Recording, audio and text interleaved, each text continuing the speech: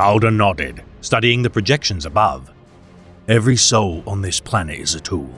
They must be, if we are to defend this world. Every warm body is another brick in the wall. I know that saying. Dawn, wasn't it? Yes. Karos was silent for a time. Then, they say that you met Dawn. Calder glanced at him. Yes. You spoke with him? Once. Karos's expression was hard to read. What was he like? He asked softly, almost hesitantly. What was it like to speak to your primogenitor? Calder paused, wondering how best to answer, how to explain that a demigod had looked tired, almost worn down to mere mortality. How to explain how Dawn's walls had crumbled in those last, fraught months. He possessed no words that could do justice to such sadness. Finally, he said, I shall remember it always. He was our father and our teacher, the soul of us, and the foundation upon which we are built. Karos sighed and nodded. What would they think of us now, I wonder? He looked around the chamber, the faded murals and age and wear on the walls. Calder followed his gaze, taking in the cracks in the stones, the tarnished metal of the braziers, the faded draperies. There were echoes of glory here, but the best days of this palace, of this world, were long past. He would be proud, I think. They would be proud. The galaxy is a pyre, but we endure the flames and press on. We are wounded, but not defeated. They would be proud of us, brother, as Guilliman is proud, though we are not his sons. Calder looked down at the Raven Guard. As I am proud to fight alongside you in Saboden.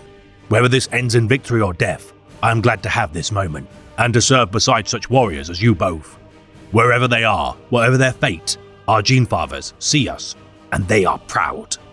I want to believe you are right, brother. With all my heart, I want to believe. Karos smiled sadly.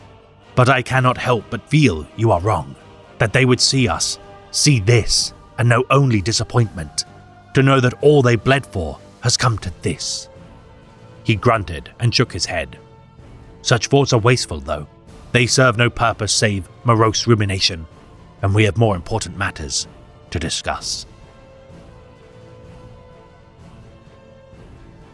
Sael Koros served as a lieutenant of the Raven Guard chapter during the era Indomitus. Seconded from the 4th Company, the Silent, to aid Lieutenant Haid Calder of the Imperial Fist intervention during the invasion of the Odoasa system, alongside Saboden Khan of the White Scars 5th Company. Chosen for his tactful approach for chapter collaboration, even when not in line with typical Raven Guard battle doctrine, though outright refusing garrison duties, Karos's insights gleaned from missions such as the Jotun Uprisings proved invaluable.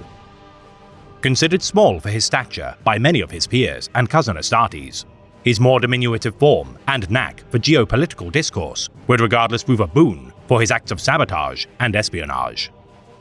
Arriving upon the cardinal world of Almace, swiftly organizing criminal elements of its underworld to combat the Wordbearers Legion. With aid from his Primaris Reaver squads, the cunning Raven denied the traitors a foothold within the nearby asteroid mining facilities.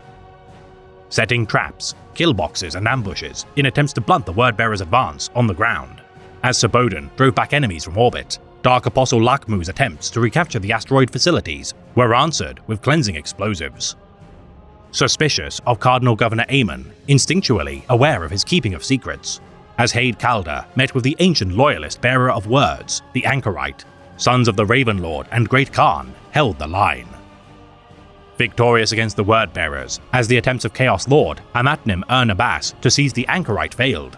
Though Almace was saved, Sael Koros would not survive the ordeal, his spine broken facing a Hellbrute in defense of the Orloader Reyes and Enforcer Desh.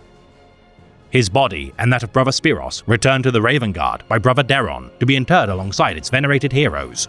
Though no final words would be uttered by such a martyr, his deeds would be remembered by the stoic Sons of Dawn and the Kargan.